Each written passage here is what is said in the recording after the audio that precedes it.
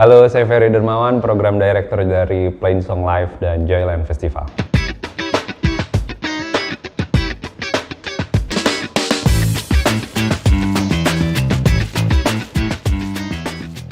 Festival pertama itu Jakarta Atmosphere 2009. Jadi waktu itu mungkin bosen kuliah, terus punya ketertarikan yang besar sama pertunjukan musik live, terus mencoba itu karena mungkin juga banyak rilisan-rilisan yang bagus waktu itu ya. Terus merasa juga kalau band-band yang kita suka ini dimainkan dalam satu acara yang sama gitu. Jadi mungkin kayak dorongan-dorongan seperti itu yang ngebikin kita untuk bikin acara pertama kali 2009. Waktu itu ada Efek Rumah Kaca, White Shoes and the Couples Company, Tika and the Dissidents, sore 2009 di Upper Room Hotel Nico. Sekarang sih namanya apa ya? Kayaknya masih Upper Room sih, cuman hotelnya udah berubah. Kita juga nggak sadar ya kapan itu gitu, sampai sekarang gitu. Cuman ya mungkin setelah edisi yang kesekian gitu kali ya, mungkin karena rutin diadakan.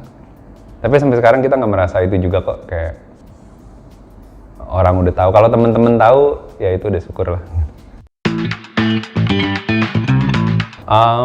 Break itu karena berkeluarga, menikah dan punya anak, ternyata butuh waktu yang khusus ya untuk konsentrasi ke arah sana dulu gitu. Soalnya kan kalau kita bikin acara atau festival itu persiapannya butuh waktu juga yang nggak bisa singkat. Butuh minimal 6 bulan sebelumnya kita udah prepare segala macam gitu. Makanya waktu itu setelah 2014 sampai 2018 paling kita hanya bikin beberapa headline show local acts kayak Frau, Nyawa. Tidak sepenuhnya disengaja, karena tuh dari sejak pandemi 2020 kita udah siapin terus gagal, kandas. 2021 juga kandas karena ya keadaannya nggak memungkinkan. Tapi waktu itu juga kayaknya kalau nggak salah tuh lagi liburan ke sana, terus di sana kok merasa kok Bali tuh nggak semenyeramkan di Jakarta ya, suasananya gitu ya. Dan mungkin juga teman-teman atau lingkungan di sana semua yang memang bergantung pada pariwisata, jadi mereka lebih merasa siap juga kali ya. Tapi waktu itu pas kita buka data, ternyata kalau kasus tuh Bali selalu jauh lebih rendah dibanding Jakarta, yang mungkin impact-nya ke perizinan lebih possible nih untuk diadakan gitu. Jadi kita coba urus, kenapa nggak kita bikin Joyland Bali aja gitu. Terus vibes-nya bisa berbeda juga sama yang di Bali gitu. Kalau mikir panjang gitu, dan ini mungkin kalau emang berhasil, kita jadi bisa punya dua Joyland dengan vibes yang berbeda gitu. Karena setiap kita plan soal Joyland itu kan rata-rata kita tuh merespon ruangannya gitu ya, venue-nya seperti apa, kita dapat seperti apa, maka ntar bisa muncul program-program seperti apa gitu. Jadi ya karena di Jakarta nggak memungkinkan, tapi Bali memungkinkan, kita coba berjalan ketagihan. Tahun ini kenapa baseball? Pertama kita masih merasa PD-nya tuh memang di tengah kota, di Senayan gitu. Mungkin karena lingkungannya kita udah tahu persis dan kayaknya gampang dijangkau oleh semua orang. Terus juga dia punya akses transportasi publiknya juga lengkap, dan kayaknya orang tuh ya ke Senayan udah tahu aja gitu harus pakai apa dari posisi dia saat itu gitu. Misalkan dia waktu ada meeting di daerah mana dia akan tahu akan naik apa ke sana. Jadi kayak udah lebih gampang aja gitu kalau Senayan. Terus yang pertama itu karena lokasinya tengah kota Senayan. Yang kedua, Joyland itu selalu ada di syarat-syaratnya tuh kayak kita selalu nyari kalau bisa ada yang outdoor, rumput, kurang lebih vibes-nya seperti itu gitu. Jadi lapangan yang available, gak banyak opsinya, yang boleh dipakai, jadi baseball. 100% iya. Selalu ada kayak top 10 wishlist gitu ya, yang dari 2019 yang kita targetin gitu. Ini harus main nih di Joyland, ini harus main di Joyland gitu. Cuman ya kayak kemarin Cornelius baru kejadian di tahun kemarin, terus juga Phoenix juga baru dapat di Joyland Bali kemarin, begitu juga besok Interpol dan Fleet Foxes baru kesampaian untuk bisa mampir ke Joyland. Selalu punya wishlist, tapi juga yang biasanya jadi pertimbangan utama itu live show-nya bagus. Jadi selalu itu. Terus mungkin yang pertimbangan berikutnya baru deh kita coba cek statistiknya gimana gitu. Itu untuk memperkuat argumen aja kalau emang oke, ini ada pendengarnya di Jakarta dan sekitarnya sekitar segini gitu. Tanpa mau terdengar boring, tapi mungkin 5 tahun terakhir tuh udah jauh lebih berkembang dalam konteks kita bisa bikin produksi apa aja di sini gitu, karena mungkin ekosistemnya udah lebih mendukung. Vendor juga kayak mau teknologi yang kayak gimana itu lebih mungkin dicari.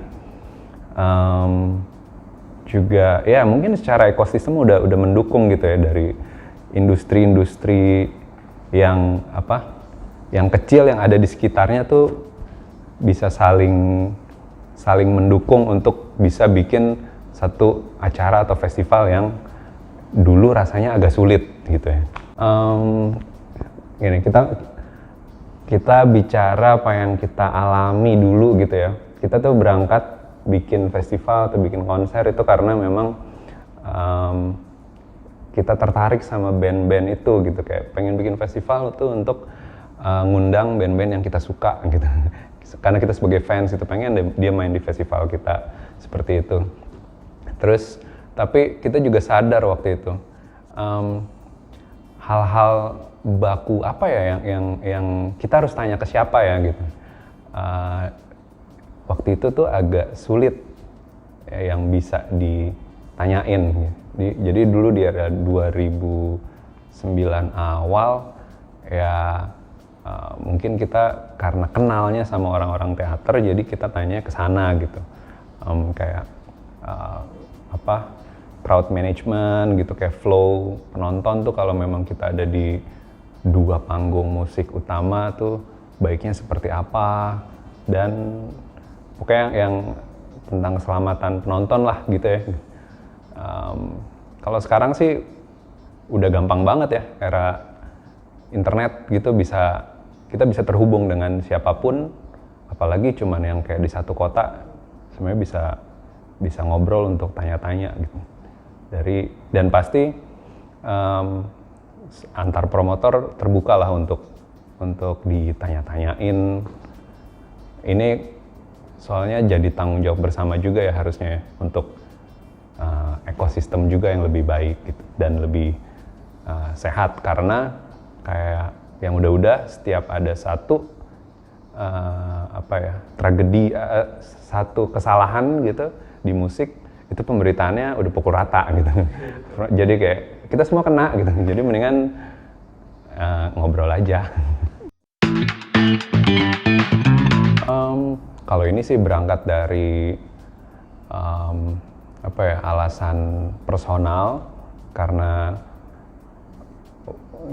waktu itu pas belum berkeluarga masih pergi-pergi gitu, untuk nonton festival segala macam gitu. Terus waktu itu anakku tuh waktu umur 3 kalau nggak salah, kita nonton festival, terus dia merasa cepat bosan gitu, dan waktu itu mikir, ntar kalau kita bikin festival kayak kita harus memperhatikan program-program yang mungkin dia bisa beraktivitas juga di sana gitu, karena mikir kalau orang ke festival tuh mungkin durasinya bisa 4 sampai 8 jam kalau kuat gitu. Kira-kira di durasi itu anak kita kuatnya berapa jam ya, dan kalaupun mau menghabiskan waktu yang cukup panjang di festival, harus ada aktivitas yang mendukung sama minat, atau paling nggak ada lingkungan yang dia nyaman untuk lama-lama di situ gitu kali ya. Lebih ke situ dulu, cuma jadi berkembang. Oh ya, kalau kita bawa anak tuh mungkin kita keganggu kalau ada orang merokok sembarangan gitu, itu juga mungkin pertimbangan gitu. Dan udah banyak contohnya kok gitu, kalau kayak cara mitigasi untuk alkohol dan rokok itu di festival seperti apa gitu. Cuman kita coba untuk implementasikan di Joyland aja. Ya, itu wishlist kami juga di Plainsong Live.